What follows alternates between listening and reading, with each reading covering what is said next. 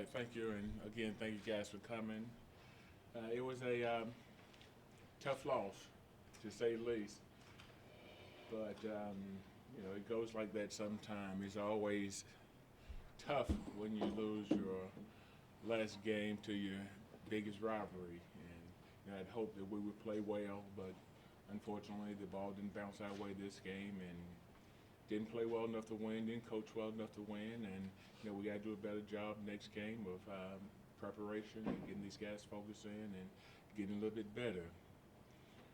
As far as this season, 9-2 is a good record. It's hard to enjoy it at this point because of the situation we're in, but 9-2 is a good season by everybody's standard.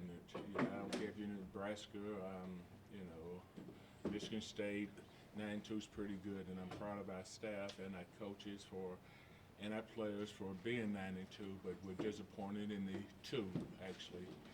But we'll take it and we'll move on. On the positive side is that we struggle a little bit offensively, but we have 2 seniors and the top 22 guys on offense. We started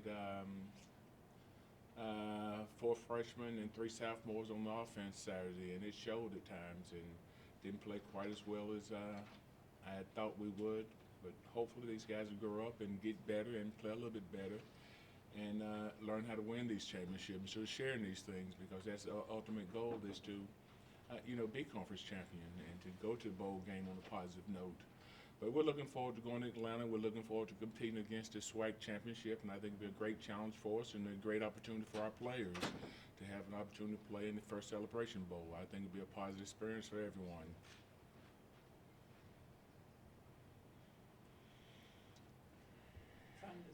Staying with the positive, but you really turned this program around.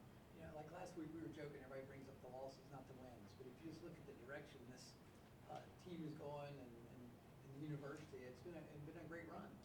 It has been, and again, it's hard to enjoy it right now or to get a good grip on it because of the bitter loss that we had. But again, 9-2 is pretty special in most programs.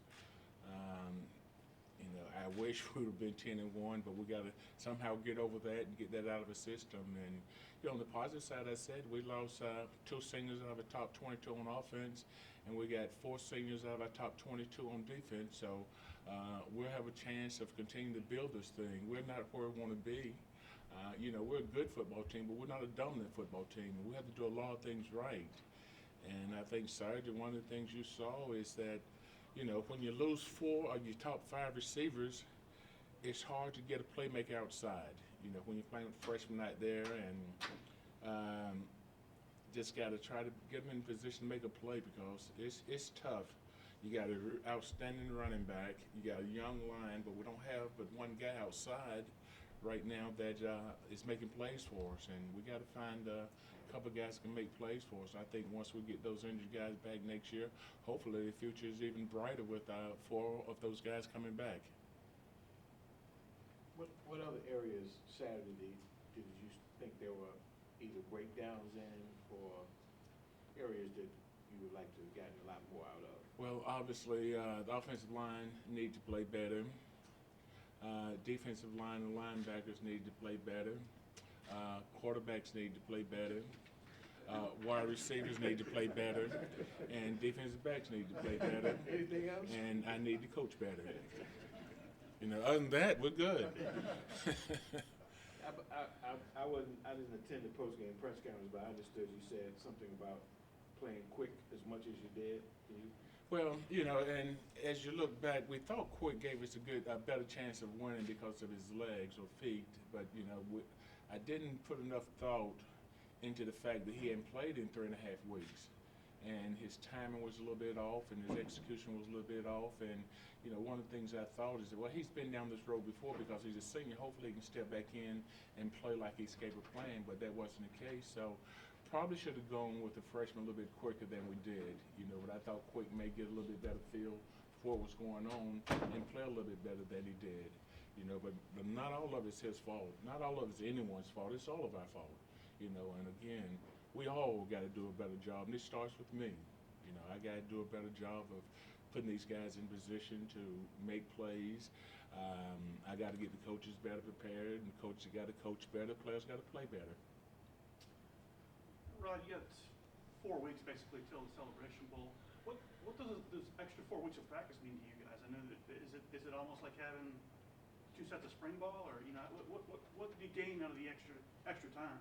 Well, one of the things we did in the past when we had a bowl game is we really worked on developing our young guys, which we're young anyway, so it plays hand in hand with it. But this is a great opportunity for us. The problem we have is that the bowl is so early, we won't get as much preparation as we like because we'll have exams and you have Thanksgiving and all those holidays coming up where we won't get to put in as much time as we need. But it will give us an opportunity to really go to work on our young guys and try to get a little mini spring practice in with those guys and try to develop those guys a little bit more. And we definitely got to develop our outside threats a little bit more during these next 4 weeks.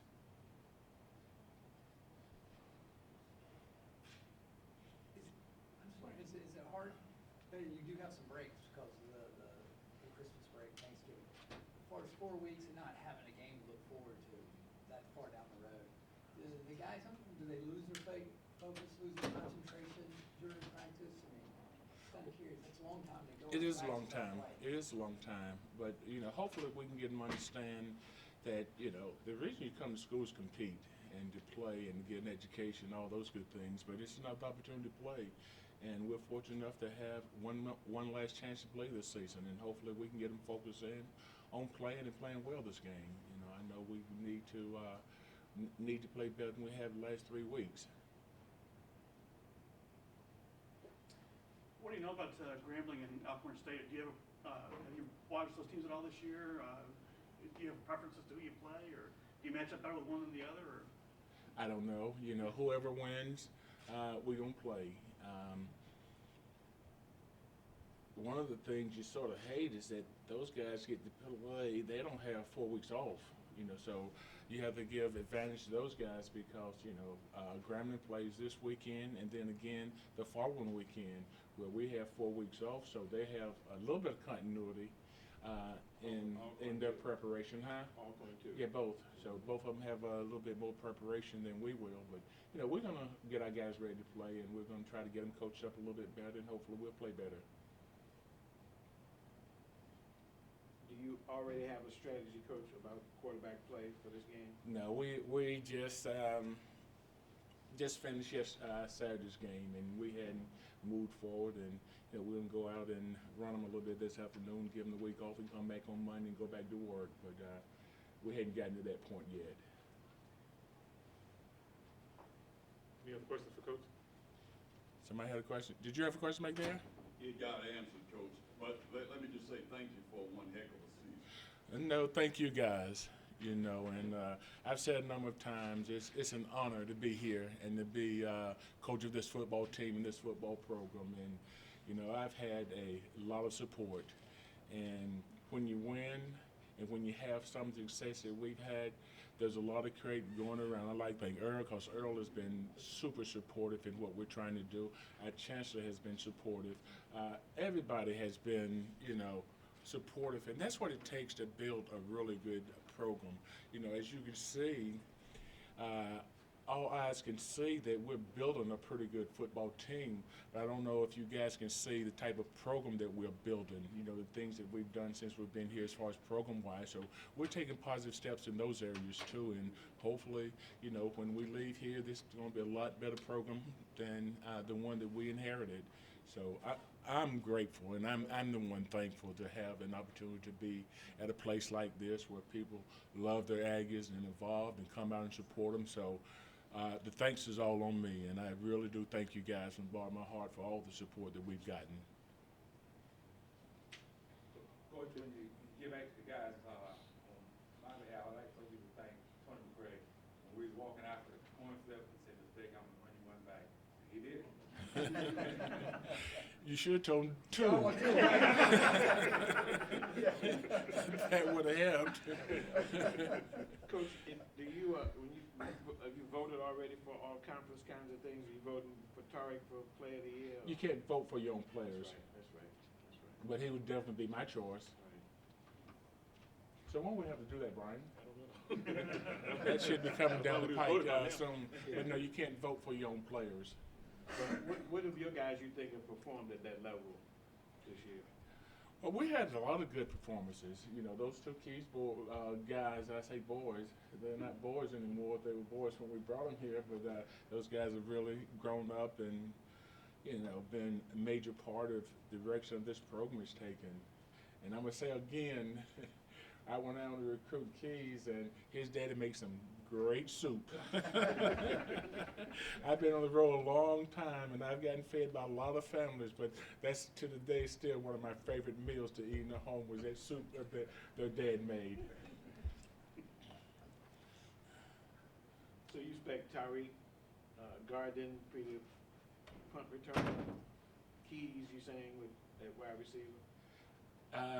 Hopefully Ragland, Mike Neal on line, defensive line, Denzel Jones, Tony McCray, of course, maybe Brandon Park offensive line. We have a lot of guys that I think has earned the right to be voted on for all conference team. But that's in the hands of the opposing coaches on how they view these guys. And their view is probably totally different from my view because they see them once and I see them every day. So, and I'm a little biased and prejudiced towards our kids, and I think a lot of them's earned the right to be voted on the all-conference team.